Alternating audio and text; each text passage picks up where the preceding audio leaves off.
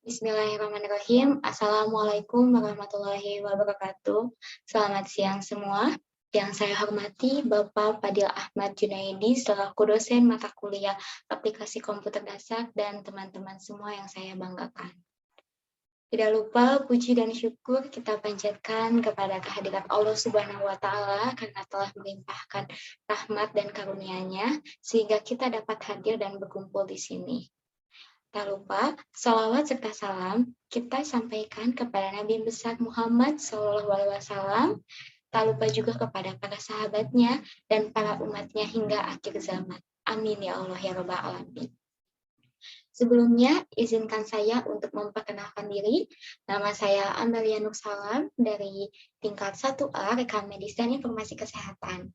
Di sini, saya akan mempresentasikan materi mengenai perkembangan teknologi hardware dan software dalam bidang kesehatan.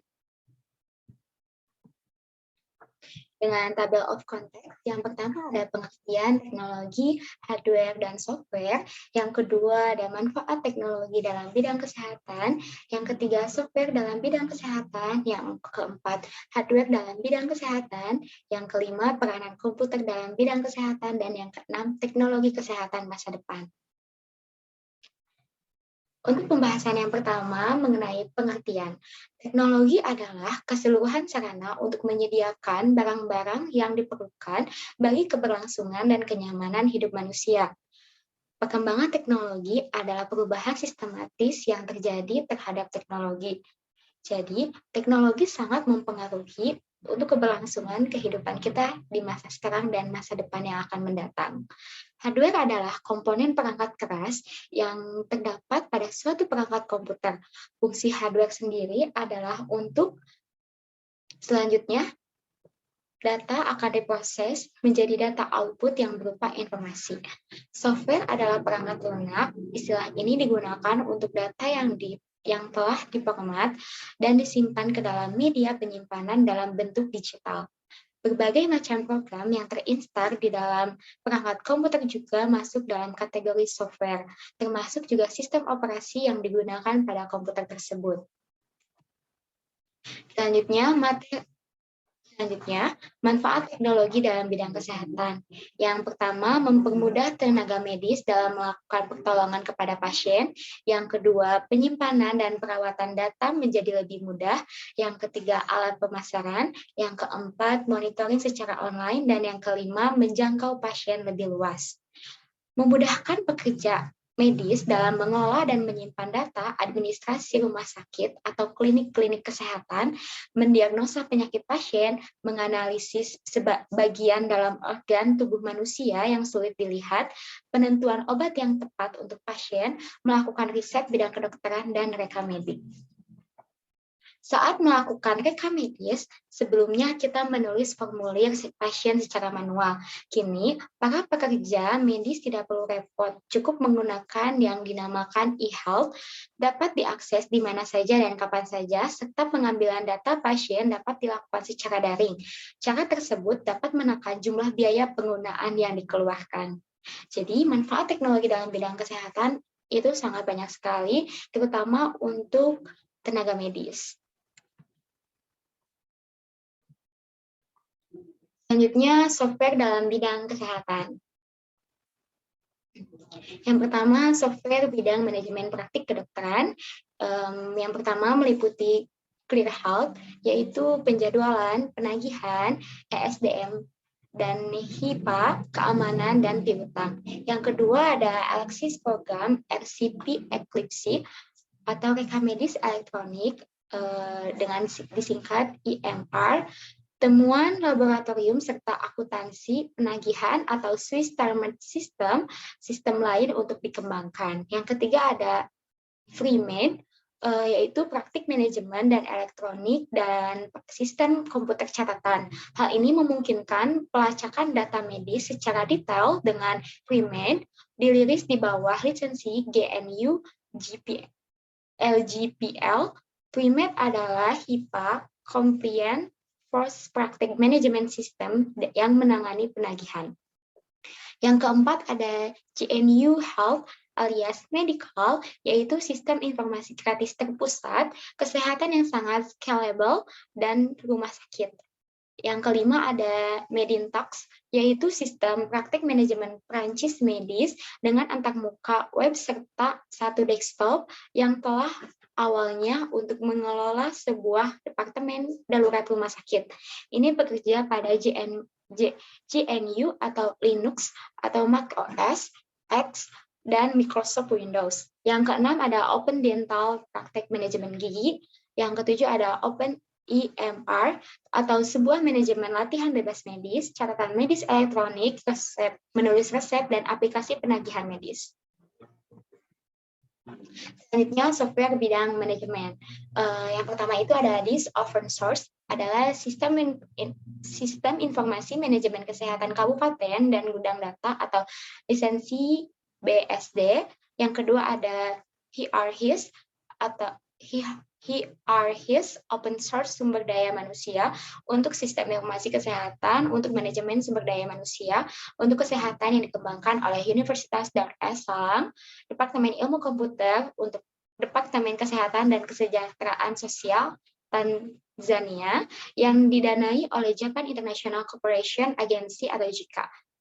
Yang ketiga ada platform Suite IHRIS open source untuk manajemen sumber daya manusia untuk kesehatan yang dikembangkan oleh International Intrahealth dan didanai oleh USAID. Selanjutnya, hardware dalam bidang kesehatan. Alat-alat teknologi kesehatan hardware. Alat-alat kesehatan yang memakai teknologi komputer sudah sering kita jumpai saat ini. Bahkan, beberapa di antara kita sudah pernah menggunakannya di rumah sakit terdekat.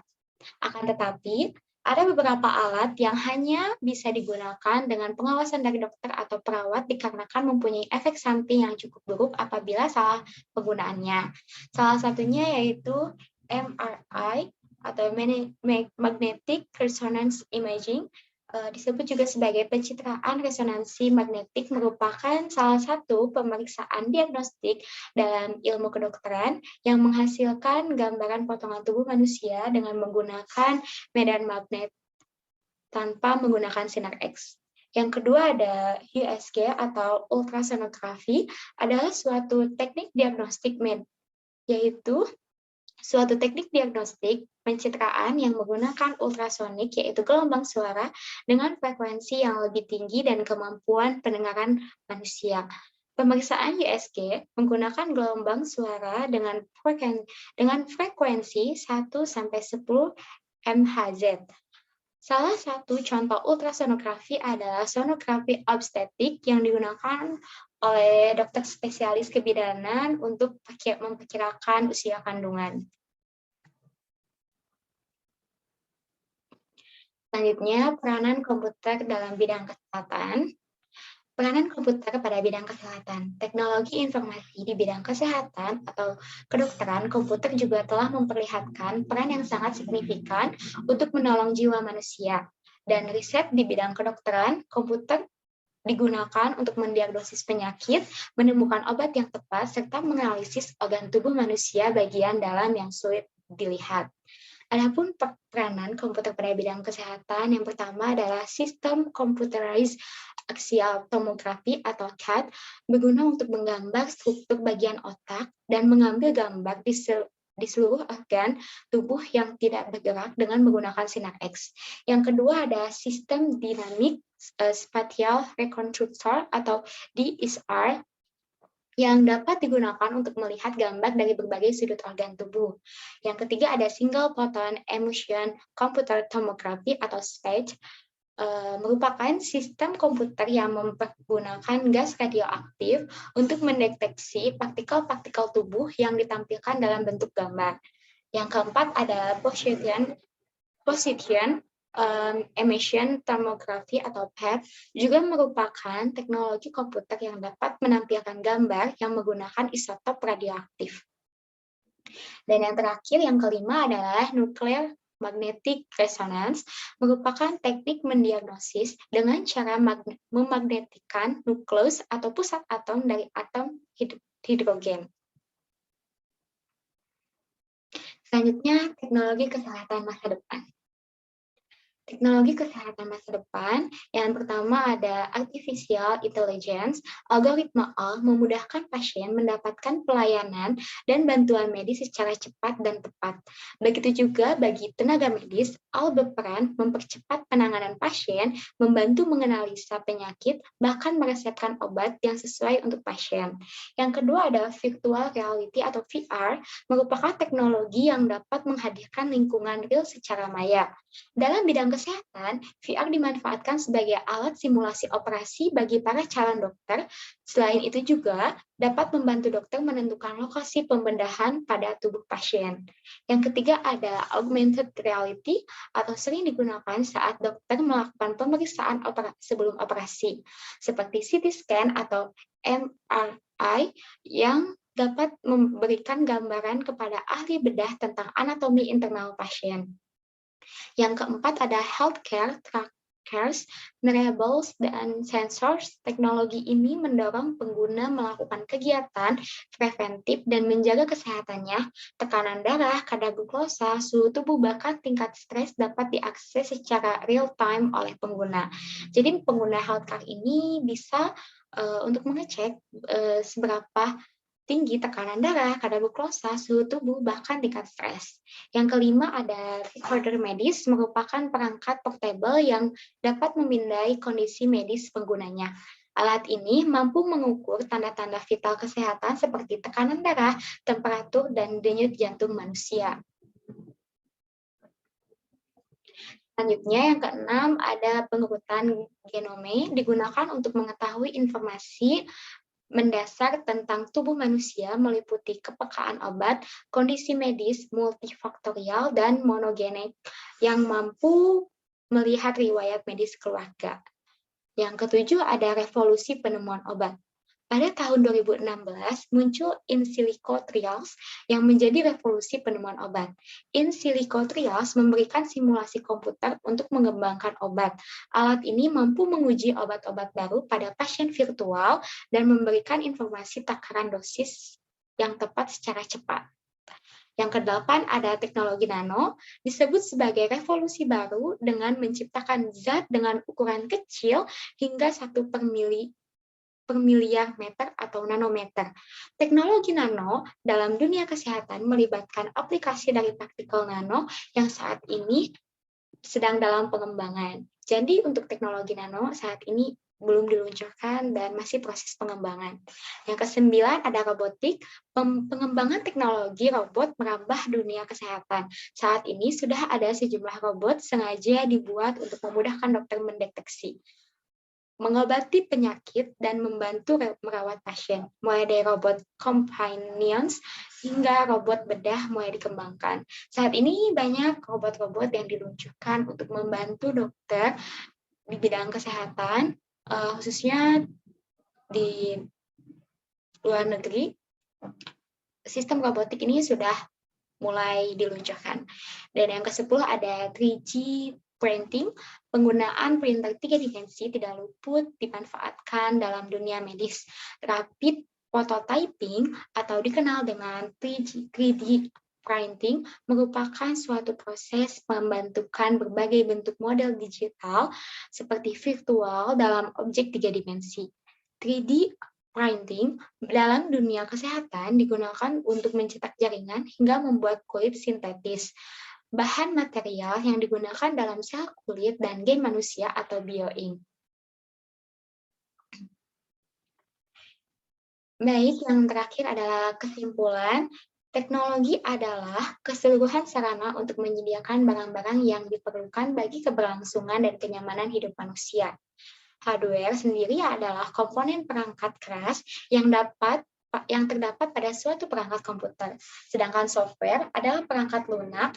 Istilah ini digunakan untuk data yang telah diformat dan disimpan ke dalam media penyimpanan dalam bentuk digital. Manfaat teknologi dalam bidang kesehatan, yang pertama adalah mempermudah tenaga medis dalam melakukan pertolongan kepada pasien. Yang kedua, penyimpanan dan perawatan data menjadi lebih mudah, lebih praktis dan lebih efisien. Yang ketiga adalah alat pemasaran, yang keempat adalah monitoring secara online, dan yang kelima menjangkau pasien lebih luas dan tidak jauh. Software dalam bidang kesehatan meliputi Clear Health, Alaxis Program RCP, Eclipse, GNU Health alias Medical, Medintax, Open Dental, Praktek Manajemen Gigi, dan Open EMR. Dalam hardware sendiri, dalam bidang kesehatan terdapat di MRI dan USG. Terdapat 10 teknologi kesehatan masa depan, di antaranya adalah Artificial Intelligence, Virtual Reality atau VR, Augmented Reality, Healthcare Trackers, Wearable dan Sensors, Recorder Medis, Pengurutan Genome, Revolusi Penemuan Obat, Teknologi Nano, Robotik, dan 3D Printing. Kemajuan teknologi tidak bisa dihindari mempengaruhi dunia kesehatan. Teknologi yang ada mampu membuat revolusi di berbagai bidang medis, mulai dari cara melakukan perawatan hingga terapi pasca operasi. Dengan adanya teknologi canggih ini, diharapkan perawatan dan pengobatan akan lebih efektif dan tepat sasaran di masa depan. Baik, mungkin sekian yang dapat saya presentasikan. Untuk kurang lebihnya, mohon dimaafkan dan terima kasih kepada kalian semua yang telah menyimak materi tersebut. Semoga materi yang saya sampaikan dapat bermanfaat bagi kita semua. Terima kasih. Wabillahi taufiq wal hidayah. Wassalamualaikum warahmatullahi wabarakatuh.